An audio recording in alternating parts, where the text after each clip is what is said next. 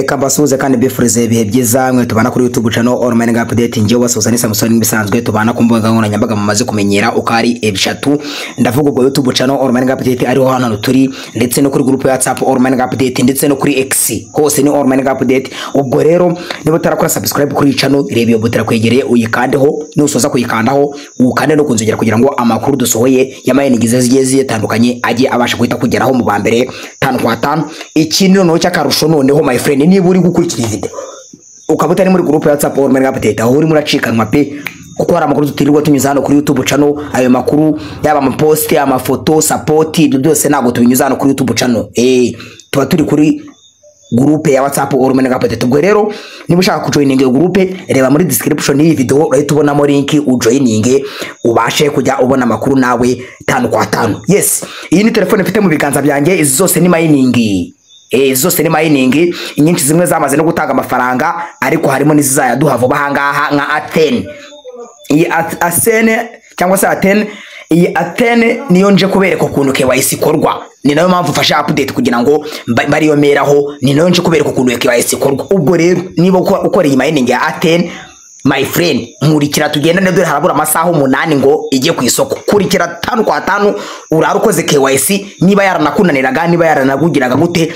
Ikintu tugiye kugenda naho ni ikingiki, ngiye murareba namaze kuyipasinga, yararangiye iravivuye, nanjye yari yarananiye pe, yari yarananiye, ariko nyine narababwiye ngo experience igenda ikora, umuntu agenda avumbura utundi tuntu dushyashya, akareba system yakoresheje akayirangira abandi kugira ngo nabo baze kuyifashisha ibintu bigakunda. Ubwo rero niba uzi gukora iyi mining ya Athene ukaba utarakora KYC cyangwa se ukaba uyikoreka kunanira, kurikira neza tugendane 5 kwa 5.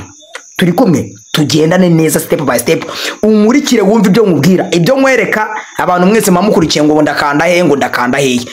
Tega amatwi nutumva ibyo nkubwiye, ngo wumve ibyo nkubwiye, ngo bisetting ubifate mu mutwe uze kubigenderaho my friend.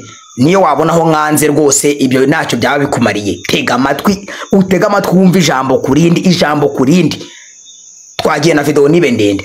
Ugifungura application yawe rero iraza gutya n'ubundi nk'ibisanzwe, ukanda kuri kano kantu kaga setting hano hejuru, niko ducaho dukora KYC. Aha ngewe muraraba yamaze kuba KYC, nyine already KYC dinamaze kuyikora, KYC yarangiye, ariko ngiye kukuyobora ukuntu bigenda, mba nafasha amafoto ewana fresh nkabikurikirana neza. Twagiye, wowe ukifungura iraza imeze ika, barakwereka nyine KYC ko not KYC, urakanda hano kuri not KYC nyine kuri KYC hano. Ukimara kuhakanda barahita baguhereza screen imeze gutya. Iyi screen rero hano baba bakubwira ngo ugomba kuza gushyiramo ifoto yawe, nova ngo yaba wifashe kamera, ubwo ukanda muri iki kibuto mo hagati, tugendane iki kibuto. Iyo gikanze mu baguhereza screen nanone imeze gutya. Iyi screen rero bakwereka ko urahitamo no gukoresha kamera cyangwa segeri. Ahantu heza rero nababwiye ngo mukurikirana amagambo meza, amagambo mbabwira niyo y'ingenzi kurusha ibyo ukora. Koresha kamera, wowe wiyemeje gukora KYC neza fresh, koresha ifoto yo muri kamera, ibintu bireta bigenda neza rwose. Koresha kamera niba ushaka kugira ngo ukore KYC yawe ipasinge neza, wivuga ngo nge ni ifoto ye ngo kare, ngo reka ngomba nkoresha ifoto ya kare. Ifotore na kamera live, wifotora agafoto keza rwose, uri ahantu hari location nziza bigaragara neza fresh, wifotore. Ukimara kwifotora rero kandi uhitamo kamera, wifotore. Nusoza kwifotora urahita ugwa kuri screen imeze igihe wahaye gukomeza. Rero dore ahantu reka maze basobanure, hari abantu mutajya mukika hano tuko turagendana, no kuvuga ngo ukimara kwa uploadinga ifoto hano yaba yari kuri gari cyangwa kuri kamera wakanza update, hari abantu mutajya muhita mubona screen imeze gutya. Tuko turagendana, iyi screen ndikurero kugira ngo uyibone. Uyu utarayibona hari ijambo babanza kukwandikira. Iyo ukanza update birarodinga, system ya biratinda cyane pe, iratinda rwose, ariko utega urako imeze ugakurikirana ukareba ijambo baza kukwandikira. Hari abantu bandikira hano hejuru ngo nago bari buzuza ibisabwa, nago baruzuza ibyangombwa bemera gukora KYC. Turi kumwe. Hari abo bandikira ko system iri muri maintenance, icyo si cya kabiri. Hari abo bandikira ko ngo harimo error. Ibyo byose ni ibintu baba bakwandikira hano, ariko kuri wowe bandikira ngo system iri muri maintenance, bakakwandikira ko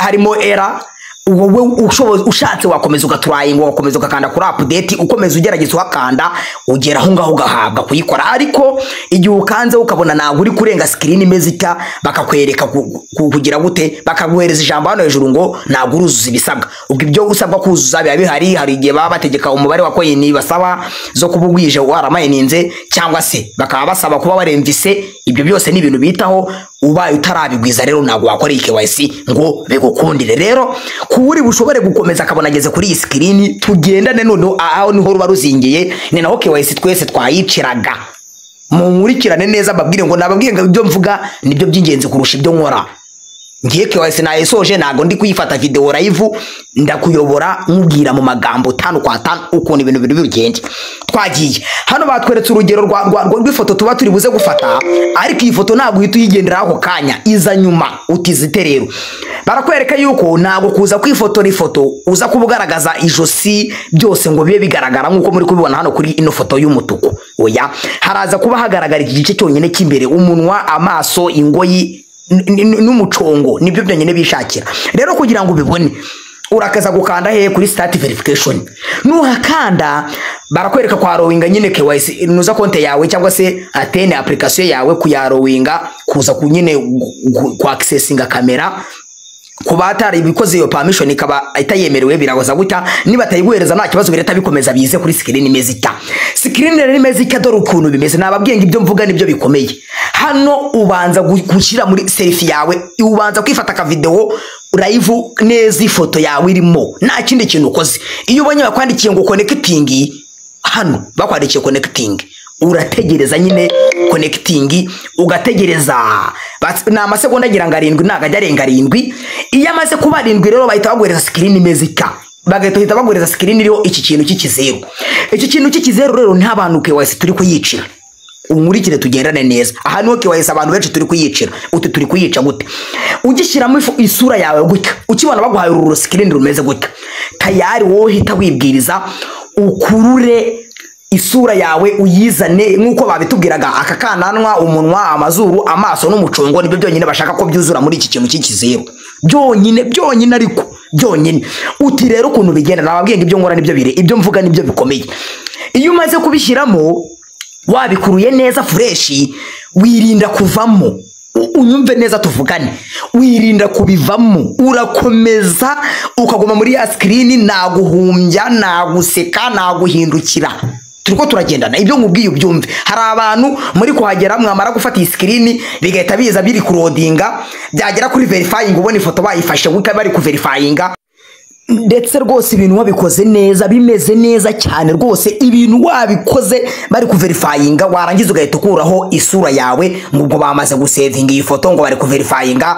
ukiterekera telefone hariya ugabanika telefone ngo gushaka amarezo ukibagirwa ko KYC tararangira my friend aha niho twese turi kubyicira ibintu byose niho biri gupfira my friend uri kunyumva nakubwiye ngo ibyo ndi kuvuga ubyumve ni ukuvuga ngo nkuko nayimaze kubikubwira gumisha position yawe mo hano igumemo nubona bije cya kintu bagikuyeho ugumemo ugume nabyo guhumbya nabyo guhindukira nabyo kugira gute ugumemo mpaka kugeza igihe KYC yawe bayemereye nababwiye ngo ibyo ndi kuvuga nibyo bikenewe kurusha ibyo ndi gukora kuko ngiye KYC namaze kuyikora nago ndi kuyikora live ngo murareba ngo uko mbigenje oya nababwiye ngo mugurikire neza wumve nuvuga ngo icyo urakora mbere ya byose nongere ngutangirire ukimara guhabwa go starting verification urakandaho bakwemerere kwa rowinga kamera niba bitanemera nago byemera ubwo nta ribazo ukomeze hano urafata video yawe iri live nyine live uraburi kuri screenshot video irabiriho neza ikimara kubiriho neza fresh gute urategereza nibura batanga amasegonda 7 nagajya shira ayo masegonda 7 bahita baguhereza screen imezika iriho kino kintu cy'ikizeru iki kizeru nkuko nabibabwiye nuvuga ngo ushyiramo isura yawe neza hagomba kugaragaramo ikintu cyitwa akananwa umunwa amazuru amaso n'agahanga nibyo bintu byonyine bakeneye byuzura muri uru screen uru rwose rukuzura tuko turagendana ni ruba rutuzuye my friend nuze kuvuga ngo KYC ngo yanjye ngo yanzwe uri kubereka amajosi ubereka gatuza kawe ibyo nago bibakeneye hano aha bakeneye ibyo bicuko maze kubikubwira neza live ibyo bakeneye rero ukimara kubishyiramo nababwiye ngo ugize amahirwe babiteretsemo neza ukabona bagwahira ijambo ngo verifying wikuraho isura my friend. Hari abantu nababwiye ngo nanjye ari ngewe ahantu nabaze kubikora mbonye mbibaze kuyikora irangiye mbona barayemeye nibuka ko ariho hantu nabyiciraga. Nuvuga ngo wowe icyo ukora twese turi guhita tugera hano ho kuverifyinga ubona ifoto bayifashe ukibwira ko verification yarangiye telefone ukayikuraho ukayishyira nka hariya ukikorera ibindi ukibagirwa ko KYC tararangira. Icyo ukora uguma muri ya position mpaka hano verifying ikabaho verifying ikakomeza hano ikagaruka verifying nanone verifying igakomeza ukirimo muri bwa ya position. Yego ifoto bayifashe uri kubona ko bayifashe ariko nawe ukagumamo hano babagira ngo ba verifying barebe ngo iyi foto bafashe na nyirayo babiri cyari kumwe baracyari hora yivu barahari ifoto ngiyi na nyirayo nguriye turi kumureba. Muri kubyumva ukore verification imeze fresh ikigiye no musoza kuyifata neza guke ibintu wabikoze ukagumamo mpaka ukagumamo nuhabwe message imeze guke completed my friend. Sinzi ikindi kibazo aho cyabakiri na handi hantu nakubwira ikibazo cy'abakiri uraba wabikoze neza KYC itayemerwa pe. Nanjye si ukwiyemera nari maze igihe kinini rigerageza byarananenze ngo ikibazo ni system. Abantu benshi banabimbaza nkababwira ngo system irimo ikibazo kuko abenshi batwandikiraga kiri failed yabaga failed ariko naga ikibazo ari cyuko twebwe ari system. Ikibazo nitwe turi kubikora nabi. Nongere mbigusubiriremo nkubwire ngo isura yawe ugomba kuyikururiramo ikagumamo mpaka bagusubije bakakubwira ngo turayemeye cyangwa se turayanze. Turiko turagendana abantu muri kugera ahangaha rero twese niho twabyiciraga nababwiye ibyo ndi gukora ibyo ndi kuvuga nibyo byingenzi kurusha ibyo nkora. Abantu muri gushika kuri iyi sura ubona bamaze kugufotora ubona bari bakwandikiye hano ijambo hasi ngo verifying ukibwira yuko ifoto bayifashe ugakuraho. Abenshi niko turi kubigenza. Gumisha isura my friend ugumemo paka nubikora neza mpaka uraza guhabwa message meze guta. Iyi message yo maze kuyihabwa rero KYC bamaze kurangira ikindi bagahita banakwandikira hano hejuru bagoheza notification yakubwira ngo congratulations your KYC iri successful yamaze kurangira. Iki gihe iyo KYC yamaze kurangira ubwo ibya KYC nabivuyeho byarangiye uhita ubona usubiraho inyuma rimwe rwose uhita usanga agatabu kawe kameze guta. Muri kukabona usanga kimerewe gutyo rwose fresh bakwereka ko KYC yamaze kwemerwa. Iki gihe uba wemerewe kuza hano kuri wallet yawe hasi ukaba wakora ibyo batubuzaga. Muribuka ko gukora send bitakundaga ariko ubu ngubu ndabyemerewe my friend. Kohereza kwakira biremera uhitamo koherereza umuntu wizi network coin zawe barazikwereka ziba ziri kuri variable balance kuba wazoherereza umuntu reka birodinge muzibone ugashyiramo amount yawe cyangwa se zose ukazimwoherereza max. Murabibona dore ngibi hano urabyumva ugahitamo kohereza na email niyo nabonye ariyo wallet yabo yabanyira umushinga ubundi ugasaba gakode kuri email ukoherereza umuntu. Rwose ibintu birakunda cyane yaba ari izi gem cyangwa se izi Athene byose birakunda. Uhitamo icyo ushaka koherereza asset yose ushatse kohereza birakunda ndetse banakwemerera yuko gukonvata izi gems zawe zikaba Athene byose birakunda. Turiko turagendana nukuvuga ngo izi Athene cyangwa se game byose biremera urabyohereza bigakunda.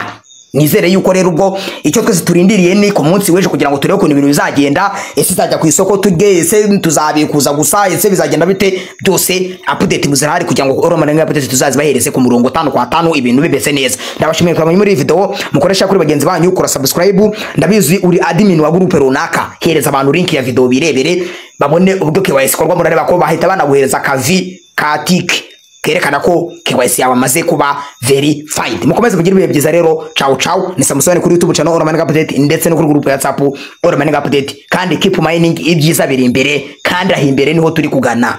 Yes rero isaha ni isaha tuzaya tubona mining ziduha amafaranga mu buryo bugiye butandukanye. Ibihe byiza kuri mwe mwese rero.